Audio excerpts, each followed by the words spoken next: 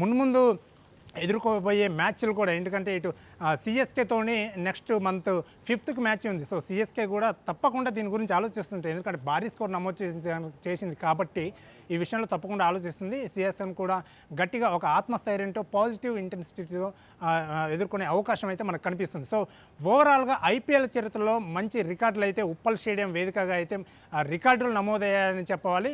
So ఇంకా మున్ముందు ఎటువంటి రికార్డులు నమోదవుతాయి ఏంటి అనే విషయం మనం మరొక ఎపిసోడ్లో మాట్లాడుకుందాం.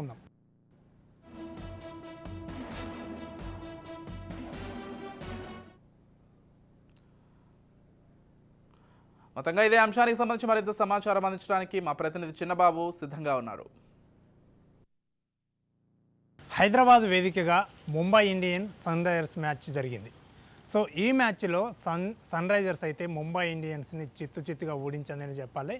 ముఖ్యంగా చెప్పుకుంటే ఈ మ్యాచ్ గురించి చెప్పుకుంటే ఐపీఎల్ చరిత్రలోనే మొట్టమొదటిసారిగా అత్యధిక స్కోర్ అయితే ఉప్పల్ స్టేడియంలో నమోదైందని చెప్పాలి. ఎందుకంటే లాస్ట్ టైము 263 స్కోర్ ఉంది బెంగళూరు పేరు మీద. రాయల్ ఛాలెంజర్స్ బెంగళూరు పేరు మీద 263 స్కోరు 2013వ సంవత్సరంలో ఐపీఎల్లో ఈ స్కోర్ నమోదైంది. ఆ తర్వాత ఈ రికార్డును ఎవ్వరు కూడా టచ్ కూడా చేయలేదు కనీసం. ఆ తర్వాత ఉప్పల్లో జరిగినటువంటి మ్యాచ్లో ముంబై ఇండియన్స్తో పోటీపడి టాస్ ఓడి బ్యాటింగ్ తీసుకున్నటువంటి సన్ రైజర్స్ టీం ఓపెనింగ్ నుండే విరుచుకుపడింది. బౌలర్లని చిత్తుగా కూడా చేస్తూ బౌండరీల మీద బౌండరీలు బాదుతూ సిక్సర్లు వర్షం కురిపించింది.